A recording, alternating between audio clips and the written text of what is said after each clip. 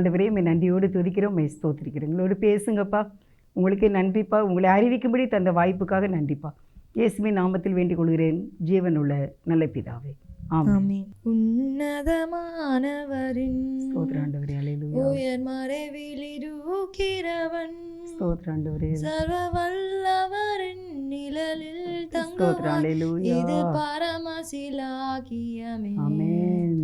சர்வ வல்லவரின் நிழலில் தங்குவான், இது பரமசிலாகியமே. ஆமென். அவசட்டையின் கீழடை களம் புகவே தம் சிறகுகளால் மூடுவார். அவசட்டையின் கீழடை களம் புகவே தம் சிறகுகளால் மூடுவார்.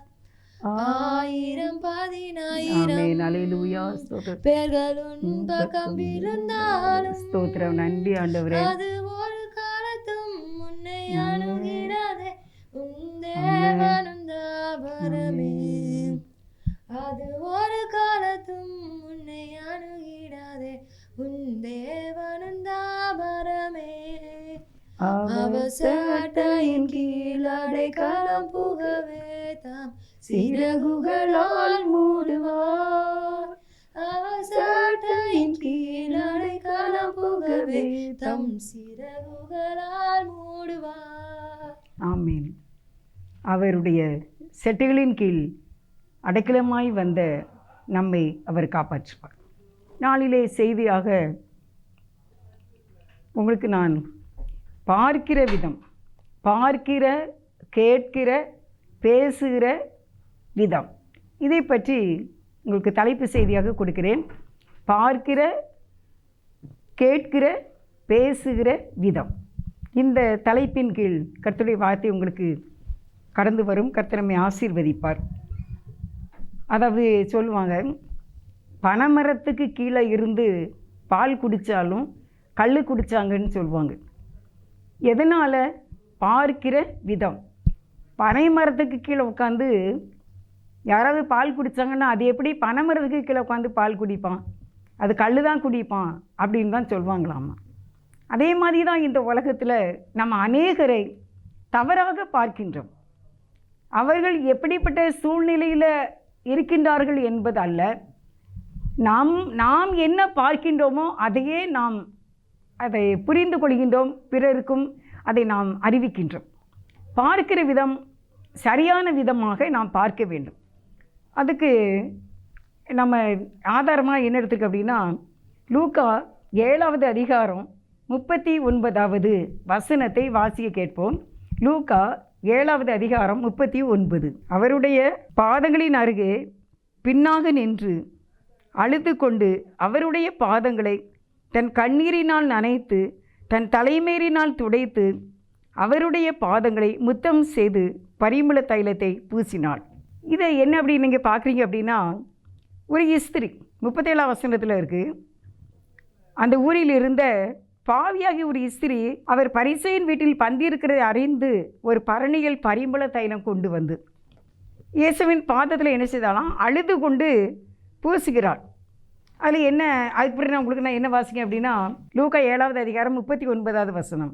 அவரை அழைத்த பரிசேயன் அதை கண்டபோது, இவர் தீர்க்கதரிசியாய் இருந்தால் தம்மை தொடுகிற இஸ்திரி இன்னார் என்றும் இப்படிப்பட்டவள் என்றும் அறிந்திருப்பார், இவள் பாவியாய் இருக்கிறாளே என்று தனக்குள்ளே சொல்லிக்கொண்டாள். இயேசுவே பாதத்தை கழுவி முத்தம் செய்து பரிமள தைலங்களினால் அவர் தலையிலே பூசி கால்களிலே பூசி அழுது கொண்டு தன் தலைமேறினால் இயேசுவினுடைய கால்களை துடைத்து இயேசுவின் பாதங்களை ஓயாமல் முத்தம் செய்தார்.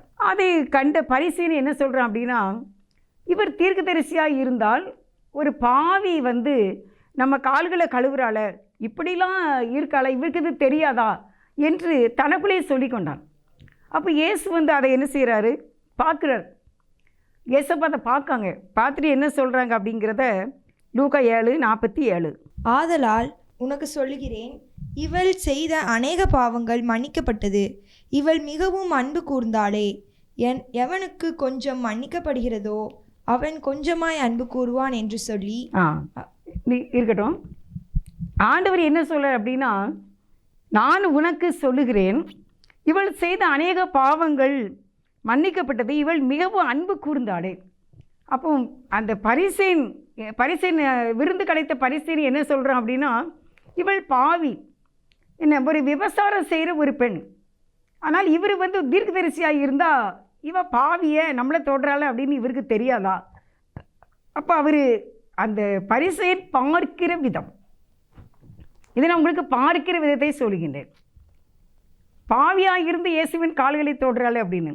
ஆனால் இயேசுவானவர் பார்க்கிற விதம் என்ன? அதை தான் நம்ம 47 வாசித்தோம். நான் உனக்கு சொல்லுகிறேன், இவள் செய்த அநேக பாவங்கள் மன்னிக்கப்பட்டது, இவள் மிகவும் அன்பு கூர்ந்தாளே. அப்போ இயேசுப்பா அந்த பாவியான பெண்ணை எப்படி பார்த்தாங்க அப்படின்னா, அன்பு, அந்த பெண்ணுடைய இருதயத்தில் ஒரு அன்பு இருந்ததை பார்த்தாரு.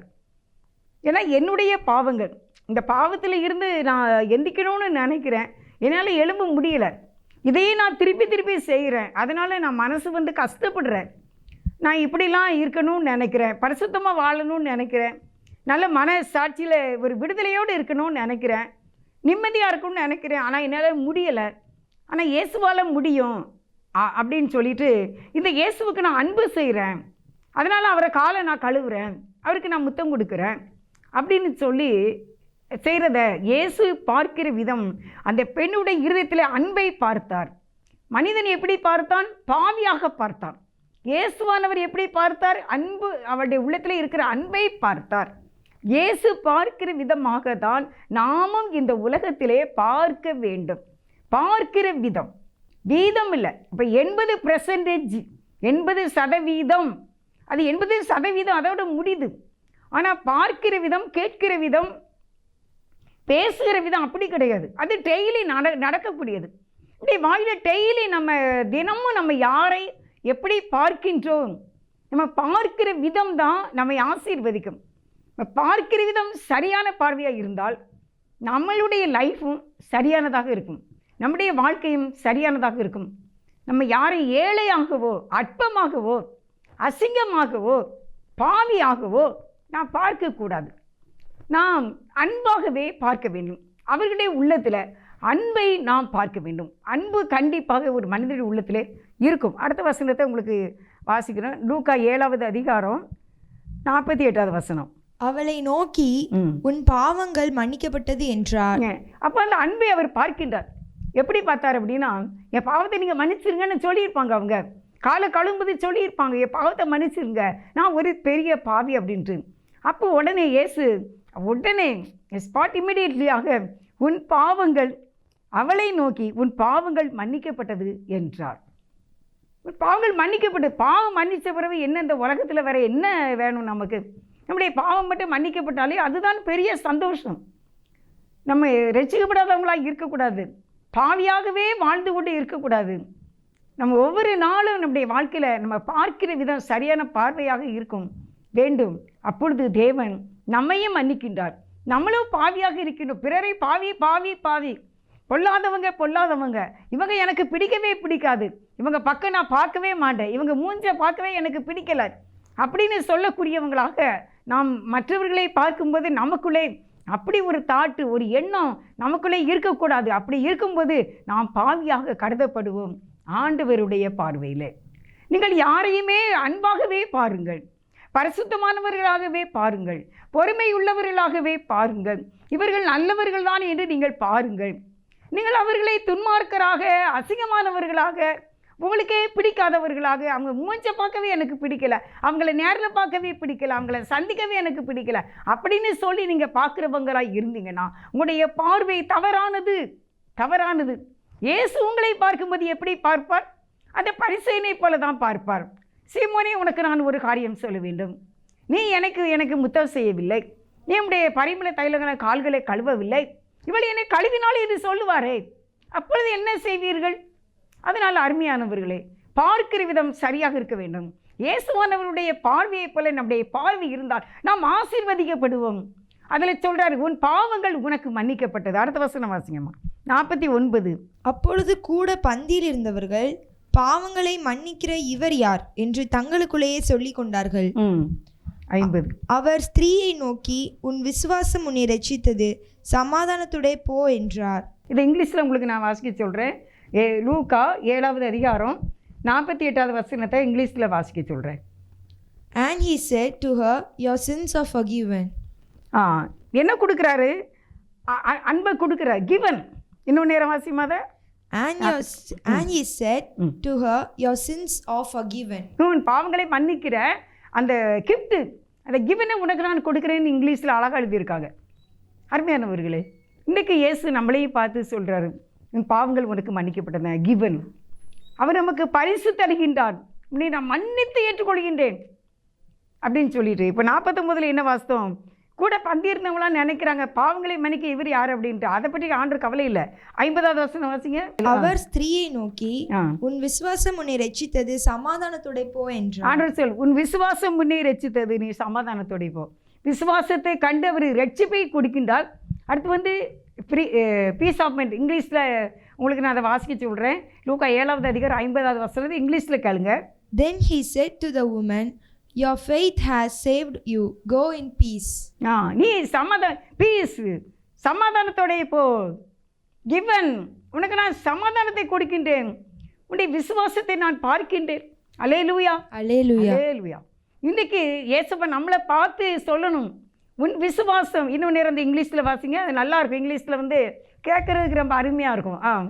Then he said to the woman, அந்த பெண்ணை பார்த்து, your faith has saved you.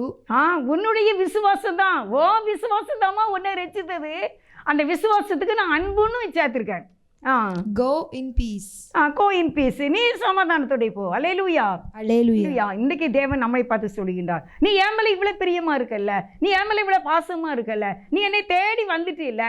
இந்த பரிசேயர் கூட்டத்தோடு இத்தனை ஜனங்கள் எவ்வளவோ பொல்லாதவர்களாக இருந்தாலும் அவங்க மத்தியில் நீ என்ன தேடி என் மேலே நீ பாசமா வந்ததுனால, கிவன் பீஸ், நான் உனக்கு சமாதானத்தை கொடுக்குறேன், நான் உனக்கு ரட்சிப்பை கொடுக்குறேன் அப்படின்னு ஆண்டவர் சொல்கிறார். அருமையானவர்களே, இங்கே பார்க்கிற விதம், யாரை நாம் எப்படி பார்க்கின்றோம் என்பதை தேவன் பார்க்கின்றார். நம்மை நாம் அளக்கிற அளவு தான் நமக்கு அளக்கப்படும்.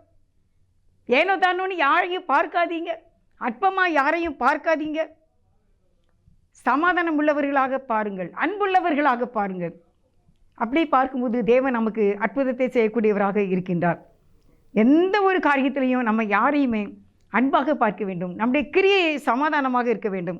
இயேசு நமக்கு பரிசு அளிக்க அவர் ஆவலாக இருக்கின்றார். கதறிடும் உன்னை பார்க்கின்றார், உன் கண்ணீரை துடைக்க வருகின்றார். கதறிடும் உன்னை பார்க்கின்றார், உன் கண்ணீரை துடைக்க வருகின்றார். உதவிடும் கரத்தை நீட்டுகிறார், உதவிடும் கரத்தை நீட்டுகிறார். உன் உள்ளத்தில் வாழ துடிக்கின்றார், உன் உள்ளத்தில் வாழ துடிக்கின்றார். உன் இயேசு உன்னை தேடுகிறார், இடமுண்டோ மகனே உன் உள்ளத்தில். நீ கதறிடும் உன்னை பார்க்கின்றார். பிரச்சனைகளால் கதறுகின்றாய், பிள்ளைகளால் கதறுகின்றாய், கணவனால் கதறுகின்றாய், மனைவியால் கதறுகின்றாய், அடுத்த வீடால் கதறுகின்றாய், பலவிதமான கடன் பாரத்தினாலே நீ கதறுகின்றாய். ஆண்டவர் சொல்லுகின்றார், கதறிடும் உன்னை பார்க்கின்றார், கரம் நீட்டி அழைக்கின்றார். உதவிடும் கரத்தை அவர் நீட்டுகிறார். நீ ஓடிவா மகனே, ஓடிவா மகனே.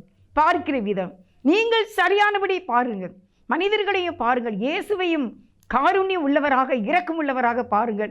தேவன் உங்களுக்கு சமாதானத்தையும் ரட்சிப்பையும் தருவார். அடுத்து நான் உங்களுக்கு எழுதியிருக்க கேட்கிற விதம்.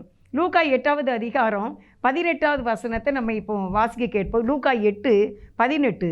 ஆதலால் நீங்கள் கேட்கிற விதத்தை குறித்து கவனியுங்கள். உள்ளவனெனவோ அவனுக்கு கொடுக்கப்படும், இல்லாதவனோ அவனுக்கு தனக்குன்றென்று நினைக்கிறதும் அவனிடத்திலிருந்து எடுத்துக்கொள்ளப்படும் என்றார். ஆதலால் நீங்கள் கேட்கிற விதத்தை குறித்து கவனியுங்கள். நீங்கள் எப்படி கேட்கின்றீர்கள்? நீங்கள் கேட்கிறது என்ன? அடுத்து நான் உங்களுக்கு லூக்கா 11 அதிகாரம் 5-6வது வசனத்தை உங்களுக்கு வாசிக்க நான் சொல்கிறேன். இப்போ கேட்கிற விதம், நம்ம எப்படி கேட்குறோம், அந்த கேட்குற விதம். ஒருத்தர் எப்படி பேசினாலும் நீங்கள் அவங்க பாசிட்டிவாக பேசும்போது நம்ம நெகட்டிவாக கேட்கக்கூடாது. நம்ம கேட்கிற விதம் பாசிட்டிவாகவே நம்ம கேட்க வேண்டும், நம்ம அன்பாகவே கேட்க வேண்டும். நேர்மையான ஒரு வார்த்தையை ஒருத்தங்க சொன்னாலும் நம்ம கேட்கிற விதம் ஏதோ அதில் தான் உங்களுக்கு ஆசீர்வாதம் இருக்குது. அதில் என்ன சொல்லியிருக்கு, நீ கேட்கிற விதத்தை குறித்து கவனியுங்கள். நீ சரியானபடி கேட்டீங்கன்னா உள்ளவன் எவனோ அவனுக்கு கொடுக்கப்படும். நீங்கள் யார் பேசினாலும், நம்முடைய பாஸ்டர் பேசுகிறாங்க, நம்முடைய பெற்றோர் பேசுகிறாங்க, நம்முடைய குழந்தைங்க பேசுகிறாங்க, யார் பேசினாலும் நம்ம இன்னும் ஒரு நெகட்டிவான தாட்டுக்குள்ளே போகாமல் நேர்மையானதை உள்ளதை உள்ளபடியே நாம் கேட்க வேண்டும். அப்படி கேட்கும்போது நீங்கள் உள்ளவர்கள் உங்களுக்கு இன்னும் கொடுக்கப்படும். அடுத்து கேட்கிற விதத்தை குறித்து பார்க்கலாம். லூக்கா 11வது அதிகாரம் 5 வசனத்தை வாசிப்போம். பின்னும் அவர் அவர்களை நோக்கி, உங்களில் ஒருவன் தனக்கு சிநேகிதனாய் இருக்கிறவனிடத்தில் பாதிராத்திரியிலே போய், சிநேகிதனே, என் சிநேகிதன் ஒருவன்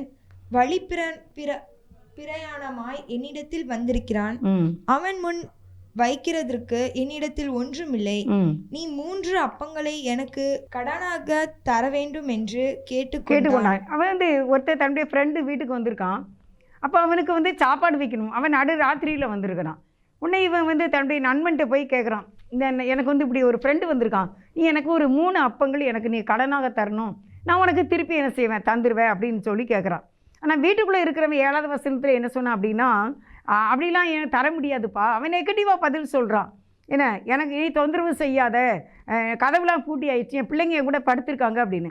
ஆனால் 8வது வசனத்தை உங்களுக்கு நான் வாசிக்க சொல்கிறேன். இப்போ அவன் கேட்கிற விதம், அவன் உள்ளேருந்து எப்படி கேட்குறான், வெளியே இருக்கிறவன் எப்படி கேட்குறான் அப்படிங்கிறத 8வது வசனத்தை வாசிப்போம். பின்பு தனக்கு அவன் சிநேகிதனாய் இருக்கிறது நிமித்தம் எழுந்து அவனுக்கு கொடாவிட்டாலும் தன்னிடத்தில் அவன் வருத்தி கேட்கிறது நிமித்தமாவது எழுந்திருந்து அவனுக்கு தேவையானதை கொடுப்பான் என்று உங்களுக்கு சொல்லுகிறேன். பார்த்தீங்களா? அப்போ இதில் எப்படி கேட்குறான், பின்பு தனக்கு அவன் சிநேகிதாய் இருக்க நிமித்தம் எழுந்து அவனுக்கு கொடாவிட்டாலும் தன்னிடத்தில் அவன் வருந்தி கேட்கிறது. இவனும் கேட்கிறான், வருந்தி கேட்கிறான். இங்கிருந்து கேட்குறவனும் வருந்தி கேட்குறான், உள்ளே இருக்கிறவனும் அதே இதையே கேட்குறான். நீங்கள் நல்லா கரெக்டாக பாருங்கள். இவன் கேட்குறான், வருந்தி கேட்குறான், எப்போ தந்துருப்பா, என் ஃப்ரெண்டு உட்காந்துருக்காப்பா, என்கிட்ட சாப்பிட ஒன்றுமே இல்லை கொடுக்குறதுக்கு, ஏதாட்டும் நீ கொடுப்பா, ஒரு 3 அப்பத்தை நீ கொடுத்துருப்பா, கடனாக தான்ப்பா கேட்க, நான் ஃப்ரீயாக கேட்கலப்பா, நீ ஒரு 3 அப்பத்தை நீ தந்துருப்பா அப்படின்னு வருந்தி கேட்குறான். கேட்கிற விதம் எப்படி கேட்குறாங்க பார்த்தீங்களா? தாழ்மையோடு கேட்குறான், அதிகாரத்தோடு கேட்கல, ஆணவத்தோடு கேட்கல, பெருமையோடு கேட்கல, மனமேட்டுமையோடு கேட்கல, அப்படியே கெஞ்சி கேட்குறான். நீ எப்படியாவது கொடுத்துரு ப்ளீஸ், நான் என்ன செய்வேன், நீ தானே என்னோட ஃப்ரெண்டு, நீனுமே எனக்கு தரலன்னா நான் எங்கே போவேன்? கேட்கிற விதத்தை கவனித்து பாருங்கள். அப்படியானால்தான் உள்ளவன் எவனோ அவனுக்கு கொடுக்கப்படும். உனக்கு இன்னும் வந்துக்கிட்டே இருக்கும். நீ எதுக்கு கஷ்டப்படுற? உனக்கு எதுக்கு நஷ்டம்? கிறிஸ்தவ வாழ்க்கையில் லாபம் தான், நஷ்டம் கிடையாது. அப்போ ஏன் நீ இன்னும் நஷ்டப்படுற? நீ கேட்கிற விதம் வருந்தி கேட்கிறதாக இவன் கேட்கின்றான். உள்ளே இருக்கிறவன் என்ன நினைக்கிறான் அப்படின்னு அவனும் அதுக்கு அதை வருந்தி தான் கேட்கான். இவன் வருந்தி கேட்குறான். அதுக்கு தான் அடுத்த வசனத்தை உங்களுக்கு நான் அந்த 8வது வசனத்தை இன்னும் நேரம் வாசிக்கணும். பின்பு தனக்கு அவன் சிநேகிதனாய் இருக்கிற நிமித்தம் எழுந்து அவனுக்கு கொடாவிட்டாலும் தன்னிடத்தில் அவன் வருந்தி கேட்கிற நிமித்தமாக எழுந்திருந்து அவனுக்கு தேவையானதை கொடுப்பான் என்று உங்களுக்கு சொல்லுகிறேன். அப்போ வெளியிருந்து கேட்கிறவனும் வருந்தி கேட்கான், உள்ளே இருந்து அதை கேட்குறான் பாருங்க.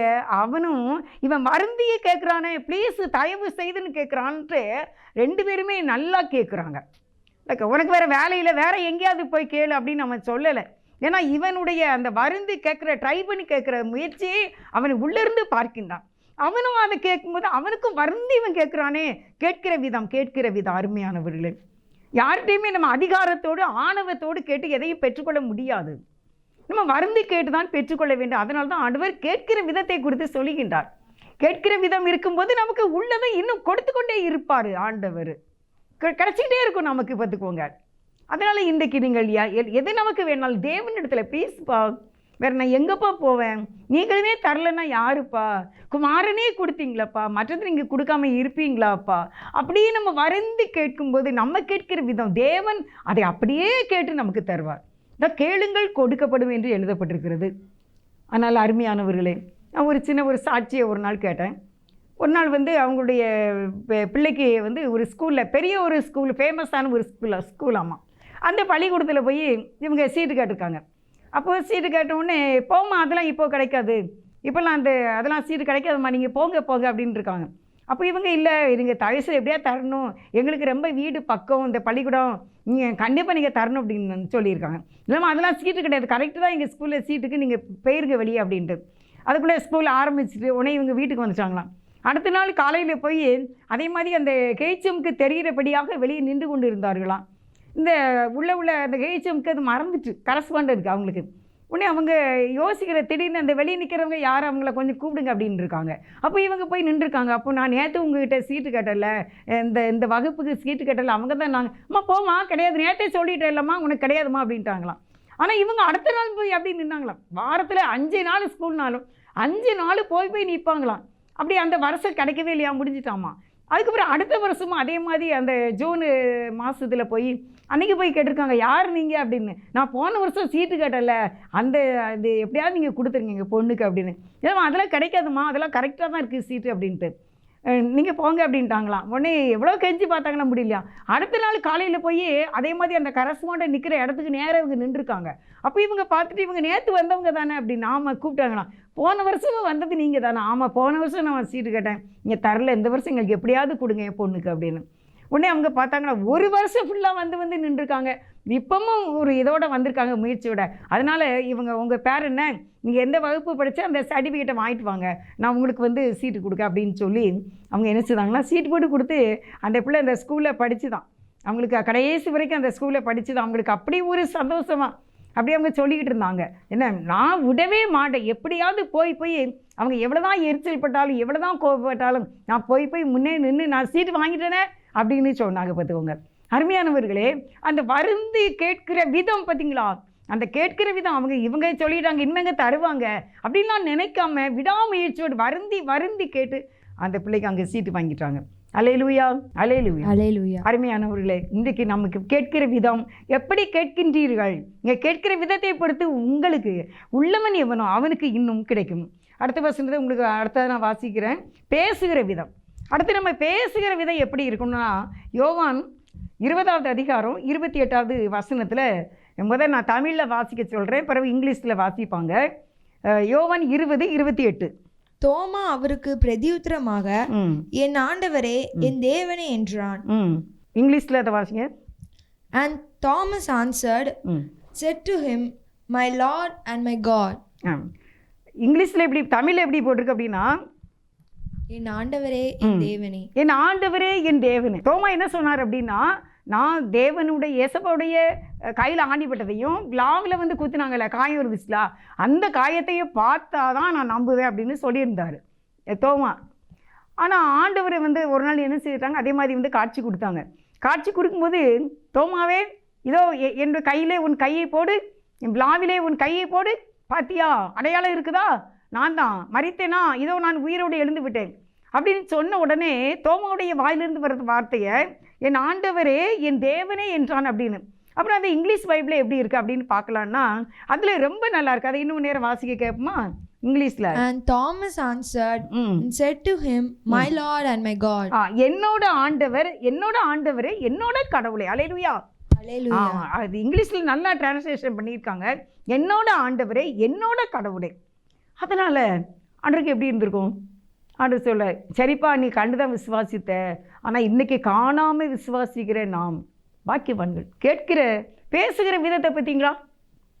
ஆமாம் ஆண்டவர் நீங்கள் வந்துட்டீங்களா, நேற்று நீங்கள் வரும்போது நான் இல்லை பார்த்துக்கோங்க, என்ன இன்றைக்கி நீங்கள் வந்துட்டீங்களா, உங்கள் கையை பார்த்துட்டேனே, உங்களுடைய இடுப்பெல்லாம் பார்த்துட்டேனே, எப்படி ஆண்டவரே அப்படிலாம் கேட்கல.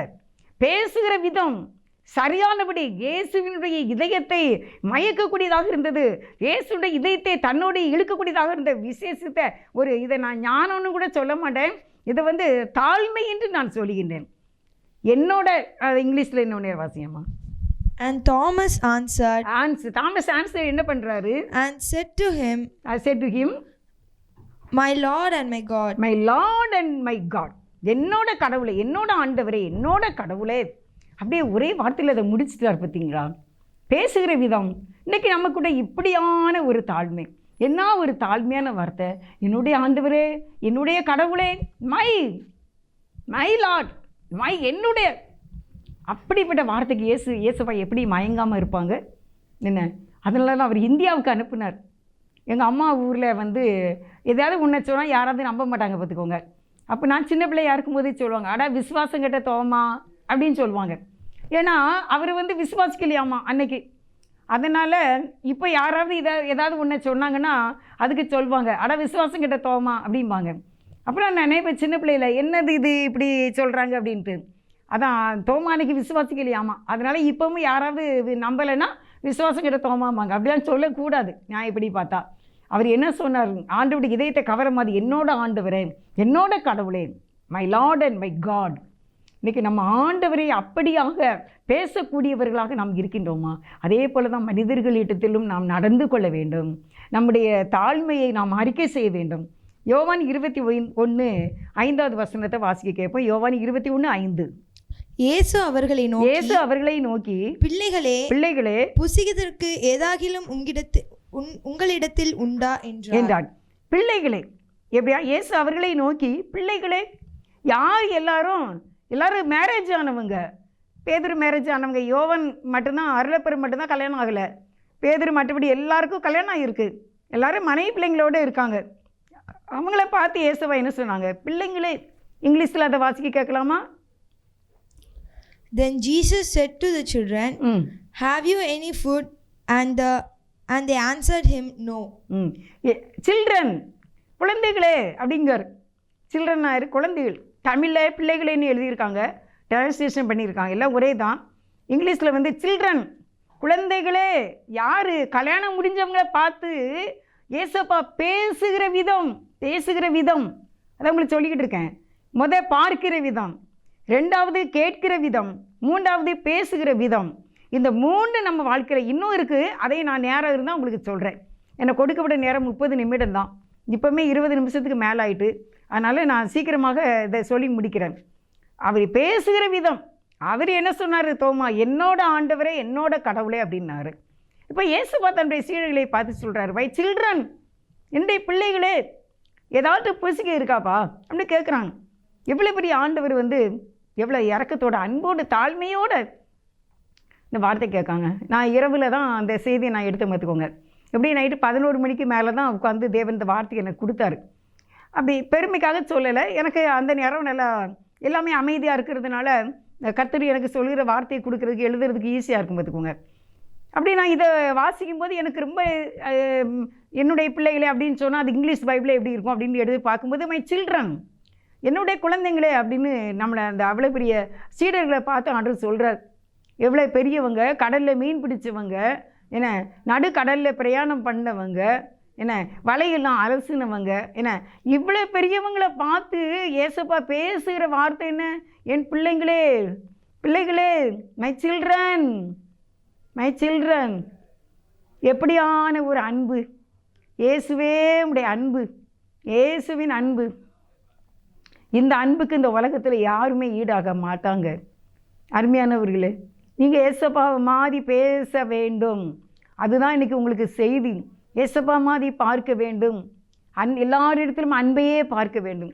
ஏசப்பா மாதிரி வருந்தி, அவங்க எப்படி 2 பேரும் ஃப்ரெண்ட்ஸு வருந்தி கேட்டாங்க, அப்படி நம்ம ஆண்டவர்கிட்ட வருந்தி கேட்குறவங்களாக, நண்பர்களிடத்துல ஆணவத்தோடு பெருமையோடு இல்லாமல் இரக்க குணமுள்ளவர்களாக நம்ம கேட்கிற விதம், மற்றவங்க பேசும்போது கேட்கிற விதம் இரக்கத்தின் வார்த்தையாக கேட்க வேண்டும். அப்பொழுதுதான் உள்ளவன் எவனுக்கோ அவனுக்கு கொடுக்கப்படும் என்று வேதம் சொல்கிறது. அடுத்து நம்ம என்ன பார்த்தோம் அப்படின்னா, பேசுகிற விதம். இந்த பேசுகிற விதம் ஆண்டவர் ஏதாவது இருக்காப்பா, ஃபுட்டு, பிள்ளைங்களே, சில்ட்ரன், குழந்தைங்களை ஏதாவது இருக்காப்பா அப்படின்னு கேட்டார். ஏன் அவருக்கு அதிகாரம் இல்லையா? இந்த உலகத்தையே படைச்சவருக்கு என்ன அதிகாரம் இல்லையா? என்ன இல்லை, என்ன இது ஆர்டர் இல்லை, என்ன அத்தாரிட்டி இல்லை அவருக்கு? எல்லாமே இருக்குது ஏசப்பாவுக்கு. ஆனால் தன்னுடைய பிள்ளைகளை பார்த்து கேட்குற, ஏதாவது ஃபுட்டு இருக்காப்பா, சாப்பிட ஏதாவது இருக்காப்பா? எதுக்கு? நான் சீடர்களுக்கு கொடுக்கத்தான். என்ன ஒரு அருமையான ஆண்டவரை நாம் பெற்றிருக்கின்றோம், என்ன ஒரு அருமையான இயேசுவை நாம் பெற்றிருக்கின்றோம், நேசிக்கின்றோம். அவர் நம்மை ரட்சித்திருக்கின்றார். எவ்வளோ ஒரு சந்தோஷமான வார்த்தை. லூக்கா 15வது அதிகாரத்துக்கு வாங்க. 15வது அதிகாரம் 18வது வசனம். நான் எழுந்து ம். என் தகப்பனிடத்திற்கு போய், ம். தகப்பனே, பரத்துக்கு விரோதமாகவும் உமக்கு முன்பாகவும் பாவம் செய்தேன். ம்.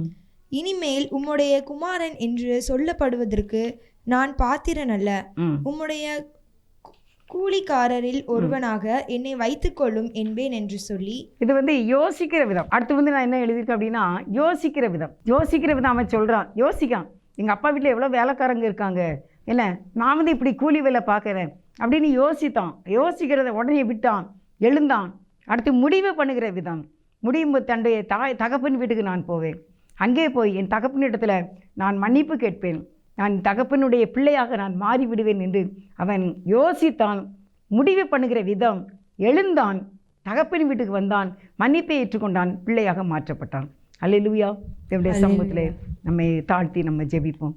கர்த்தாவே, நாங்கள் பேசுகிற விதம் எப்படி, நாங்கள் பார்க்கிற விதம் என்ன, நாங்கள் கேட்கிற விதம் என்ன, நாங்கள் யோசிக்கிற விதம் என்ன, நாங்கள் முடிவு பண்ணுகிற விதம் என்ன, நாங்கள் பார்க்கிற விதம் என்ன, நாங்கள் சரியானபடி கேட்கவும் பார்க்கவும் யோசிக்கவும் முடிவு பண்ணவும் கேட்கவும் எங்களுக்கு நீர் உதவி செய்யும் என்று ஜெபிப்போம். நல்ல ஆண்டவரே, உமக்கு நன்றிப்பா.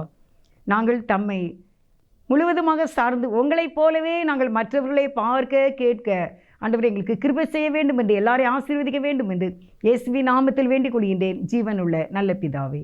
ஆமேன், ஆமேன். God bless you.